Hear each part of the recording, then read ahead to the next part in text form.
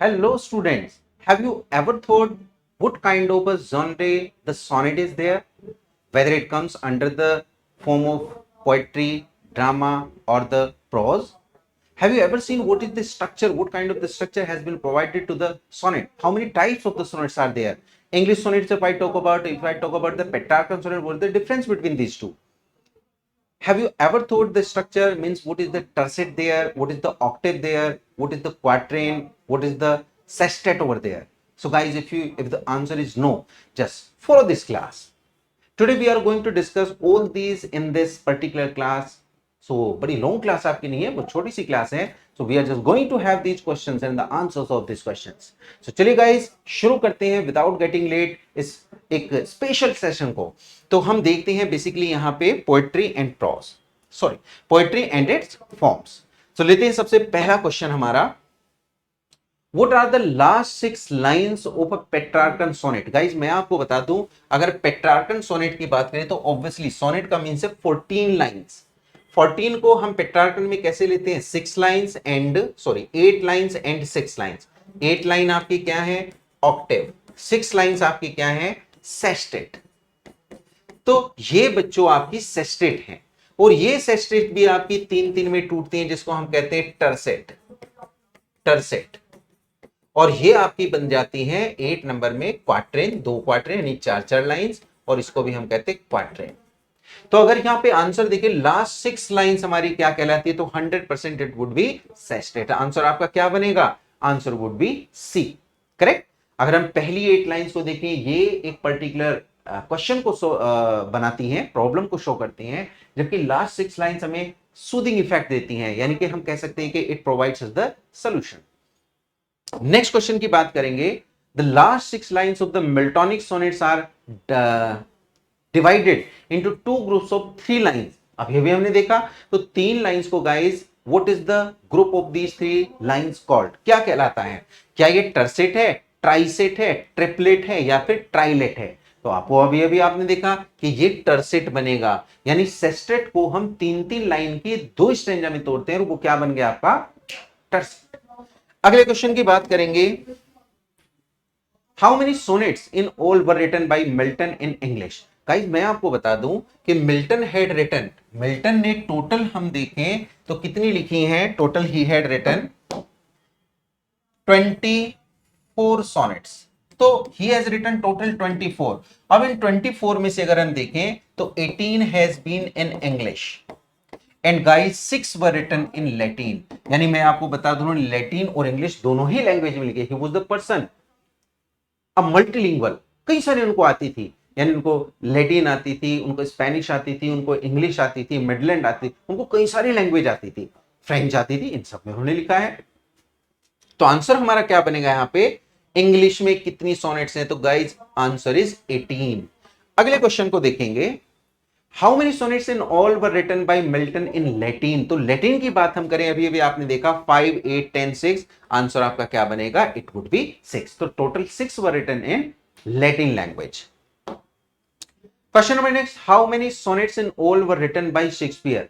अब शेक्सपियर की हम बात करेंगे, तो गाइस बढ़िया बात ये बनी कि Milton had written only 24, but the time we come to Shakespeare he had written total 154 sonnets. इनको भी सब बच्चे जानते हैं कैसे कैसे हम डिवाइड करते हैं, यानी कि how many have been there for the dark lady, how many have been to WH. ये भी सारे आपके क्वेश्चंस बनते हैं. तो 154 sonnet in total were written by Shakespeare, but all were written in English. Next question we see here. Who wrote the sonnet series entitled Amority? तो Amority basically had been written by, अगर हम यहां पे देखें, Sidney, Spenser, Samuel Daniel, Shakespeare. तो it was Spenser. Poets poet if you see in Elizabethan age you find. तो Spenser को guys हम देखते हैं एज अ पोएट्स पोएट. जबरदस्त थे अपने टाइम में, जबरदस्त वर्क लिखा. जो एमोरिटी की सीरीज थी सोनेट्स की, this series he had written for his loved one. इन्होंने बच्चों अपने लव्ड वन के लिए, जिसका नाम क्या था? नाम था Shakespeare. The name was Elizabeth. Elizabeth के लिए उन्होंने लिखी थी बेसिकली. तो हम आंसर यहां पे क्या देखेंगे? Spencer number 2.